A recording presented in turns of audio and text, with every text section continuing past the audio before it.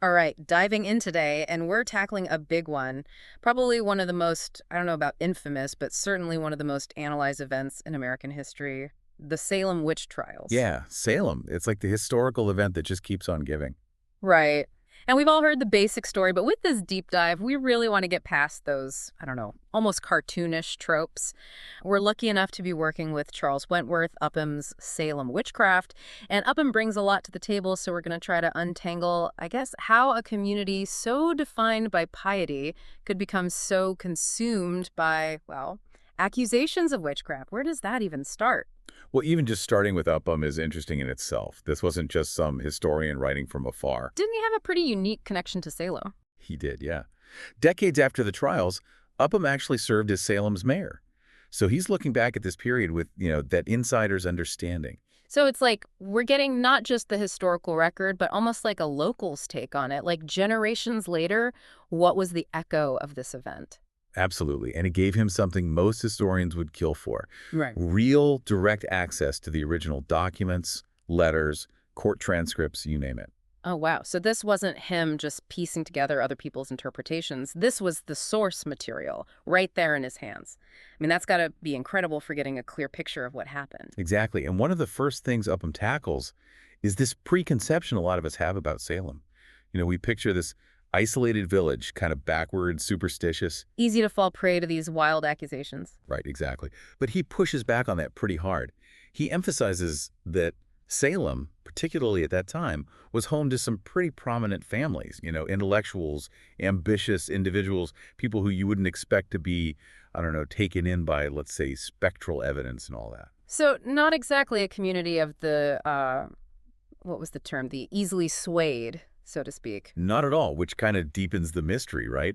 If it wasn't just simple ignorance or, some widespread paranoia, what were the underlying issues? What were the tensions that were simmering beneath the surface that could erupt in such a, let's be honest, dramatic fashion? And that's what makes these deep dives so interesting, right? We're looking for those cracks in the foundation. And one thing Upham does that really struck me, he gets really detailed about land ownership in Salem. Almost like he was a surveyor on top of being a historian. Seriously, it's meticulously mapped out who owned what, where, even the disputes over boundaries. It's like, at first, I'm thinking, okay, interesting, but what does this have to do with witchcraft exactly? It seems like a weird place to start, but it actually gets to the heart of a lot of colonial life. Land wasn't just geography. It was power, status, even your identity was tied up in it. It's like owning a piece of the American dream, but, the very early edition, before it was even fully formed. Exactly. And that's the lens Upham wants us to use, especially when he digs into this guy, Zerubbabel Endicott, son of the famous governor, John Endicott. Yeah. But Zerubbabel, he gets caught up in some nasty land disputes, particularly, this is important, with the Putnam family. Okay, the Putnams. I feel like that name's going to come up a lot. Oh yeah, you'll be sick of them soon enough. But the thing with Endicott and the Putnams, Upham doesn't just see these as like dry legal battles. These were infused with bad blood, resentment, ambition, all that messy human stuff. So not just disagreeing over a property line, this was cutting to the core of these families' standing, their wealth even. Precisely. And without giving too much away, Upham suggests these simmering tensions, these resentments bubbling under the surface of Salem's, very pious facade, this played a huge role in what was to come. It really makes you realize, even in a community seemingly so defined by faith, human nature always finds a way to, let's just say, complicate things. And complicate things it did. Complicated things indeed, because to really understand how those personal conflicts we were just talking about, how those bubbled over into full-blown accusations of witchcraft, well, we got to talk about the Putnam family, like really dig into their story. Oh yeah, Upham does not shy away from them. And it's a doozy. The Putnams were, as we said, prominent in Salem Village, but their story is anything but straightforward. I'm sensing some serious drama here. Oh, put on your drama cloak, because Upham paints them as both the accusers and the accused. Like they were throwing stones, but also getting hit by them at the same time. Talk about being stuck in a metaphorical whirlwind. Right. And you can see this clearly with Thomas Putnam, the one we mentioned before. The village clerk meticulously documenting accusations, especially, and this is key, against Rebecca Nurse.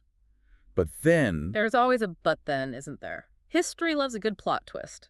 It really does.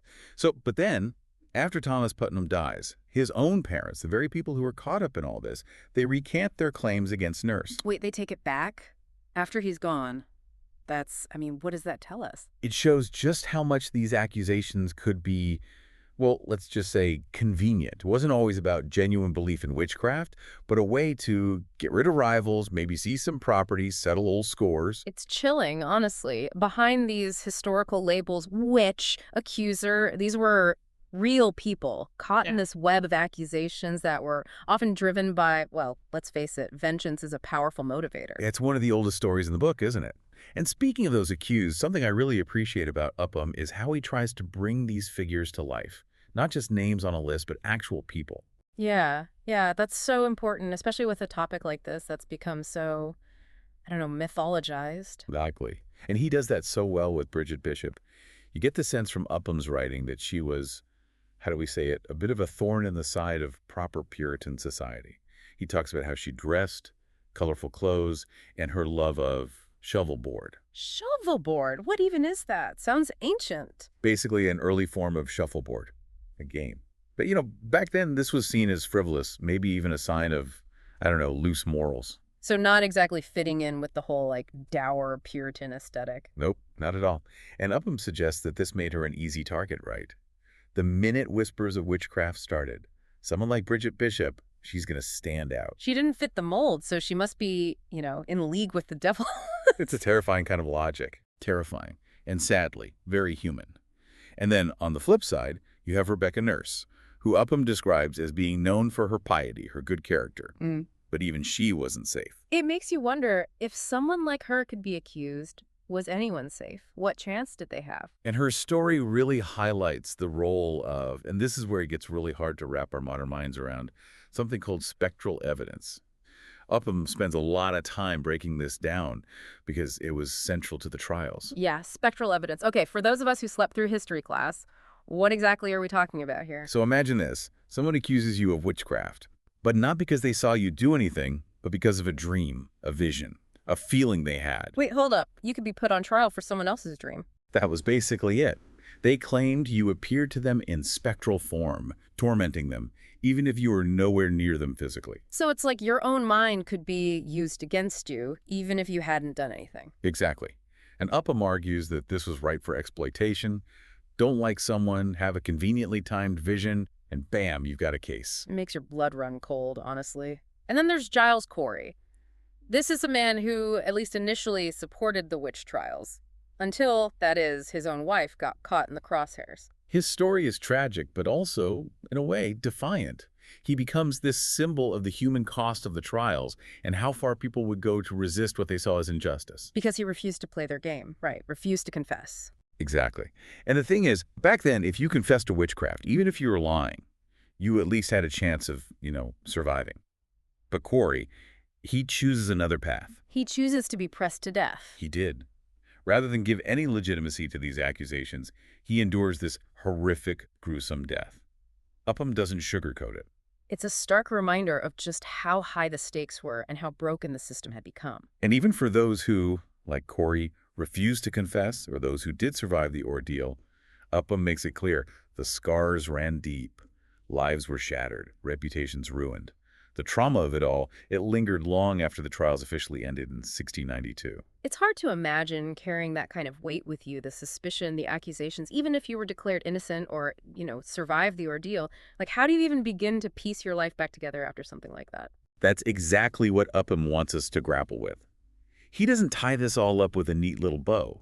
He digs into the aftermath, all the ways those who lived through this tried to reclaim their lives, clear their names, even make sense of how their community, their neighbors, could turn on them like that. It almost feels like the ripple effect, right? Like, yeah, the earthquake is devastating, but those aftershocks, they just keep coming. And they can be just as disorienting as the main event. Upham really drives this home with Margaret Jacobs' story. Remember her? Accused Reverend Burroughs, but then, right before his execution. She recants, says she was pressured into lying. Exactly, and she goes even further, visits Burroughs while he's, literally about to die, begs for his forgiveness. Talk about an act of conscience. In the midst of all that, to speak up like that, when it could have easily backfired on her. Oh, absolutely. And Upham doesn't just leave it there. Years later, when her grandfather, who himself was caught up in the accusations, when he dies, he leaves Margaret a sizable inheritance. Almost like a final vindication, even if it couldn't erase what she went through. But it still leaves us with that question, why? Why did this happen? This whole, I don't know, eruption of madness in Salem? Was it just like our perfect storm of the times? Or is there something, I don't know, more universal, more human at the heart of it? That's the unsettling question Upham leaves us with, because he argues the things that fueled those accusations, this need for a scapegoat, the fear of the unknown, how easily we get swept up in a crowd, those aren't unique to 17th century Puritans. Those are human tendencies. So you're saying we're not so different from them even after all this time? Maybe not as much as we'd like to think. Upham's point is, those same vulnerabilities, that same potential for darkness, it exists in every society, ours included. He wants us to look at our own world and ask, what's our version of spectral evidence? What are we accepting without questioning it, without demanding proof? Where are we participating in witch hunts, even if we don't call them that? It's a sobering thought, but an important one. It's like learning from Salem means more than just remembering dates and names. It's about looking inward, questioning our own assumptions, and being wary of anyone who profits from fear and ignorance. Exactly. Because Upham's work, it's not just history, it's a warning. It reminds us that what happened in Salem, it wasn't some anomaly. It was human nature, unleashed. And it's on us, each of us, to recognize those same patterns, those same forces at play, and choose a different path. It's a powerful note to end on, really. This deep dive into Salem's past, it's ultimately about understanding our present and maybe, hopefully, safeguarding our future. If we're willing to really listen to the echoes of history, they might just light the way forward.